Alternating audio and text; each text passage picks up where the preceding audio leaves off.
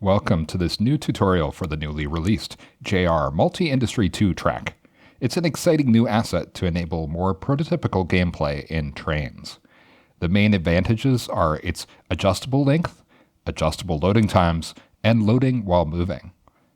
Please note, I didn't create this asset, so I can't respond to any suggestions or bug reports about the asset. It's just a tutorial based on what I've learned. So let's just start with the basics. What is an industry track? In Trainz, when you place down a generic piece of track, it doesn't have the ability to load or unload. To do that, you have to place down a specific piece of track or another asset to enable that. So there are three options. First, you can place down an industry building that has a loading or unloading track already attached to it, like this lumber mill. Then you can attach your tracks to that asset.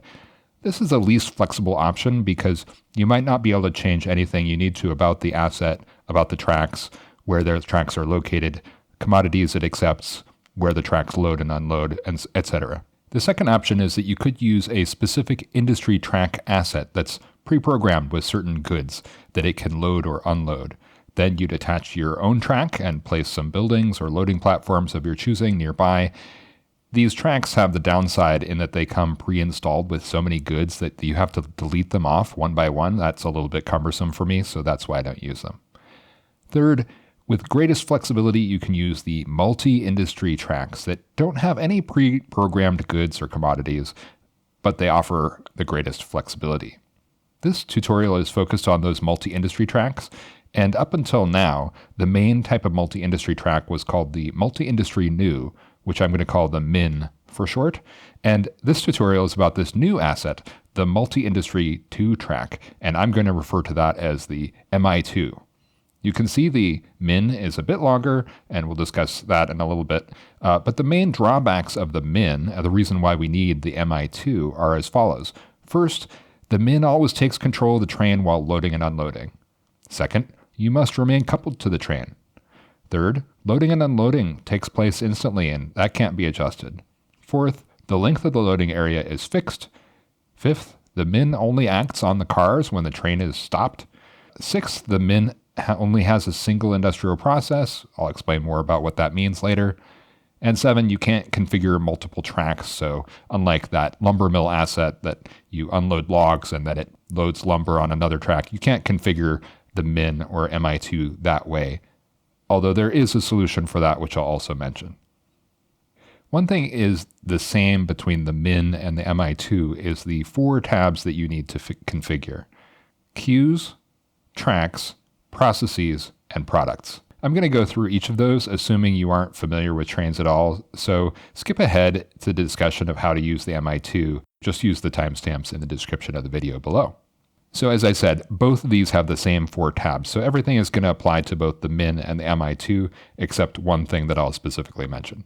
So step 1, open the first tab, Queues, and here's where you're going to enter the commodities that you want this industry to handle. For my demonstration, I'm going to configure this to be an industry that takes in hardware and makes general goods. I add a single good for each queue, so here I'm clicking on the big plus sign and adding hardware to Q1, and then general goods, I'm clicking on the plus sign and adding that to Q2. This isn't all done though. First, we need to look at 2 other things here. On each queue, check the line at the top where it says size. That's the maximum the queue can hold. So if your train has 120 hardware or 200 hardware, then the queue is not going to hold all of that. You're going to have to wait for the industry to process that. The default is 100 items. For hardware, that's not much of an issue, but for grain or coal, where each hopper might hold like 50,000 or 90,000 items, you might get confused that you pull up with the train and you thought it unloaded or loaded, but then the cars seem not to change. They're either empty or full, depending on how they arrive, because the queue is full too quickly. So for grains, I might select a queue size of 2 million, for example. For hardware and general goods, though, 100 sounds okay. Next, you might want to configure the number of units that each of these queues has to start with. Especially if this is a track that's just loading goods into your cars, it probably makes sense that the queue will start out being full. So if the queue is empty when you arrive, then it won't do anything, and that might also confuse you. By the way, also confusing, this field is defaulted to tons, not items. Anyway, let's just leave both the queues empty for now. The next tab is tracks, and it's easy to forget this one. For this track, we want to click on each of the goods. For hardware, click on that icon and then set this to unload. Sometimes the queue is set automatically. For hardware, it is Q1 automatically, but for general goods, you can see it didn't set it automatically, so we just click on that and set it to Q2. And that's for general goods, we're going to set that to load. The next tab is processes. This is where we tell Trainz that hardware is going to produce general goods. So on the left side of the arrow, I click the plus and add hardware. On the right side, I click the plus and I add general goods. Now, when hardware arrives, the industry will start producing general goods. Specifically, one item of hardware will produce one item of general goods. Now, I could change that. I could click here and change that to producing 2 general goods from 1 hardware, or I could need 2 hardware to produce 1 general good.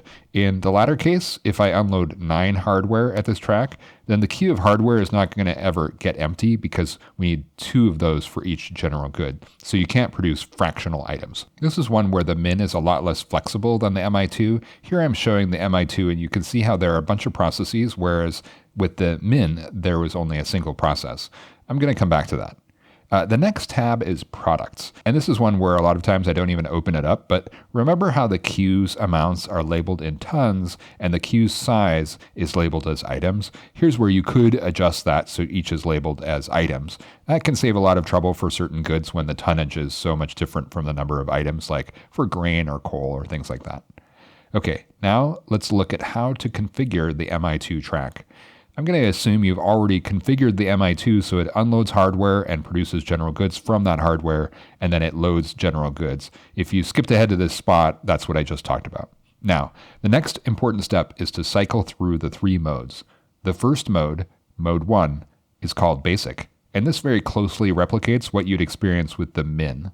But there's still a difference, which is that loading is going to take a bit longer with the instant loading of the min versus 30 seconds default for the basic mode. You can adjust that upward, but I recommend not to adjust it downward. Now click on the underlined text and we can select mode 2, which is advanced. And this is the mode where you can adjust the length of the track and you can select how long it's going to take to load and specifically whether each car will load sequentially or not. Click again on the underlined text, and now we see mode 3, loading and unloading while moving, which is exactly what it sounds like. Click the underlined text again, and we're back to mode 1, basic. Now you can see below for all 3 modes, there's an additional section where you can generate some particle effects to reflect the dust or smoke of grain or coal loading or unloading. Let's also come back to that. Now, remember the 7 disadvantages of the min? Let's use that to discuss the features of the MI2. On drawbacks 1, 2, 3, and 4, the MI2's basic mode is similar to min in that you lose control of the train while loading, and then it only loads when the train is stopped. Of course, you can't uncouple because you can't gain control of the train again. If we select mode 2 advanced, all of these can be adjusted. First, when we pull up the train to start the process, we can decouple and pull away. We don't lose control. The track continues to function on the train cars, loading and unloading for however long they need. Also, obviously in mode 2, we can adjust the length of the loading area to fit our platform or loading bay. And I love this aspect. This won't unload other tracks, adjacent tracks, but it can load a pretty long area, and I think it even passes through switches. So it really helps with your track layout and industry placement. I haven't experimented on this, but I think this may only show in feet, not meters. I'm really unsure on that. The next neat thing is that the loading times can be adjusted to be more prototypical, and personally I like this setting to be more like 10 or 15 minutes so I can kind of leave the cars and come back later. I suggest to consider 30 seconds as the minimum loading time though, even when testing, because it might not function well at shorter times like 1 second. That's just not what it's intended for, so if you need instant loading, just use that min track. For cars with a single load like these lumber cars, I like to select load only 1 car at a time. So maybe if I'm unloading 5 cars, I could select a loading time of 2 minutes and then use this loading 1 car at a time. So the whole process for those 5 cars would take about 10 minutes. Note, if you leave it at the default setting of 30 seconds, the track's script takes 30 seconds to identify each car on the track. So it's still going to seem to be acting sequentially, and there won't actually be a difference between checking or unchecking this box, but If you select 10 minutes for the total time and then you check the box, it's going to take 40 minutes to do 4 cars, whereas leaving it unchecked, it'll be more like 10 minutes. Now, back to our list of drawbacks on the min, let's look at item 5. You probably already figured out that mode 3 is where the track will load or unload while moving. And as you can see, this is where you select the maximum speed for operations. If your train is going too fast, a little message is going to appear in the corner saying your train is going too fast, and it won't start acting, unloading, or loading until you slow that train down. And just be advised, it will post that message for any train that passes over, so this might cause a bit of confusion if you're passing through with another train, not even intending to load or unload. Loading or unloading while moving is probably the situation where you might be most inclined to try out those particle effects, but be careful. In my experiment, you can see that the effects go on for a long time, so even 3 miles per hour seems like too fast for this to look realistic, unless you select kind of a big cloud effect for the moving operation. If you want the particle effects to look really good, I suggest to use mode 2 and select a very short track length and spot each car directly under the spout or chute or over the grate. That's what's going to look most prototypical. By the way, you can see many default settings, or you can also create your own colors and sizes. There are RGBA settings here, the color RGB, and then alpha was controlling the transparency. Okay, back to our list of drawbacks and on to item 6, which you might think is not so important, but it is. For a min, you have a single process. So for our example, when I arrive with a train of 100 hardware and 2 empty queues, industry is going to unload that train and produce 100 general goods. So let's assume time has passed, the industry is done processing the hardware, it's full of general goods. When I pull up to the industry with another train of hardware, the industry unloads that train, but the hardware can never be turned into general goods. It's just going to stay as hardware because the queue is full. I need to unload the general goods before the industry will start again. When both queues are full, I can't even unload hardware again until I first unload the general goods. So let's suppose I want to have more prototypical operation where the railroad basically doesn't have any knowledge of what the industry is doing other than the railroad gets orders for certain cars to be delivered full or empty to this platform. I don't want to manage these queues and the production rate that closely. I just want it to take in hardware and give out general goods whenever the appropriate car is spotted as platform. And I can't do that with the min unless I just make the queues incredibly huge, and even then it's going to be difficult in certain situations. With the MI2, I can just set this one industry process to consume hardware, so each 30 seconds, one hardware is consumed into nothing. And the second industry process, I configure that as general goods, so this is just always going to fill up the general goods queue over the same rate, whether or not there's any hardware in there. Now, let's just say I wanted to consume 2 goods. In the min, if I said industry was consuming beer and wine, let's say, beer is one good, wine is another good, I set those as inputs, it will not actually turn any of the beer into nothing. In other words, the beer will not be consumed until I also deliver wine because it has to consume them at the same rate. And here again, if we just want it to be consuming both, it's ordering wine, it's ordering beer, it's ordering fruit, it's ordering meat, it's ordering vegetables, it just consumes them whenever they arrive, then I put them as different industrial processes in this MI2, and that works. So here I have this warehouse. It represents the supply and demand for goods in a town. I have configured it so the town is consuming beer and manufactured goods, and it's producing general goods. But the town is not an industry. It doesn't need beer to produce general goods. It just consumes beer at a certain rate. However, I could set it up so that hardware is needed to produce general goods while it's still just consuming beer independently, manufactured goods just disappearing and being consumed independently. I love this flexibility because it means I'm no longer spending time to manage those industry processes. I'm not managing the ratio of production and consumption on the route. Instead, I'm running the railroad, moving carloads, and not managing those industries. And I suspect this also would make a lot of sense for Trainz living railroad operations because industries are rarely going to see their production halted due to full or empty queues. Anyway, back to our list of drawbacks to the final one, which is that the min and the MI2 are just single tracks. So if you want to imitate the functions of that lumber mill asset where you deliver logs in one place and then on another track start to appear lumber and wood chips, there's no obvious way to do that, right? Well, there is this other asset on the DLS called the industry link, and that works with either the min or the MI2. Just plop it down anywhere on the route, probably near the tracks in question. It's going to be invisible in the game, by the way, so when you're in driver, you don't see it at all, so you don't need to hide it in a building or anything like that. First, configure the queues of both the tracks. So this one has a queue for unloading hardware, and the second track has two queues, hardware and general goods, and it has an industry process to produce general goods from hardware.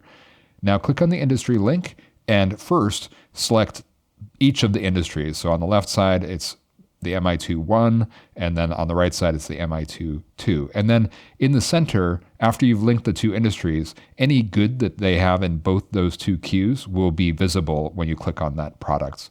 So now you click on hardware. When your train unloads hardware on the first track, it's going to transfer over to the second track, and then that industry process will start producing goods. So in other words, very similar to what we saw with the lumber mill, except that you can configure everything. You get to choose exactly what rate, where the tracks are located, where the buildings are located. I think this is even going to work way across the map, although I haven't tried that yet. So that's a lot of info, but let's still talk about a couple other issues. First of all, AI trains. For the min, you just set your train to navigate to an industry, and then once there, you programmed it to load or unload, and it would slowly inch forward through that track and unload the whole train, even if the train was much larger than the loading area. However, for the MI2, Trainz isn't really optimized for its slow loading operations, so I recommend just hitting navigate to and nothing else. Then the train is going to stop on the boundary of the platform and operations are going to commence. But then you'll need to intervene if the train needs to move forward or load more cars. If desired, you could set track marks on one side or another to make the train stop more precisely. I haven't tried that yet. It does work reasonably well for the loading and unloading while moving function. However, set the MI2 to work on any train going like under 10 miles an hour, and then put a speed limit there of like 3 miles per hour. So then the AI train is definitely going to be moving slowly. And then maybe also put a 10 mile per hour speed limit on both sides so that the arriving AI train is definitely going to be moving slowly enough. That's going to ensure that all cars load or unload. Last point concerns making sure that the MI2 tracks are working and doing what you want. So first, when you place these down, I recommend to program each track completely at once. Don't keep opening them up and adjusting them, making the loading length longer or shorter, changing loading times, because that did produce some errors in my early testing. Just have a plan and try to stick to that.